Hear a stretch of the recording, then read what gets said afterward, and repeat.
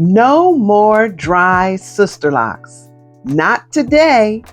We are going to moisturize and learn how to spray your hair properly with the beautiful hair products moisturizing hairsprays. No matter what collection you choose, shake up the bottle well and lift your hair and spray your scalp thoroughly, making sure to focus on the roots of your hair. Don't forget the ends. Make sure you spray the ends well. This will help to prevent breakage, and it adds moisturization to your sister locks.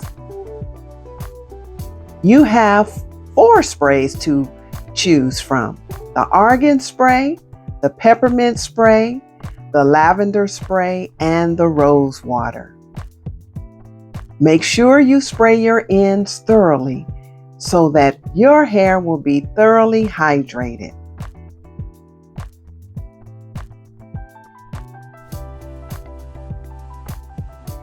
We have wonderful ingredients in each one of the sprays, like tea tree oil, clary sage, citrus burst, peppermint, lavender.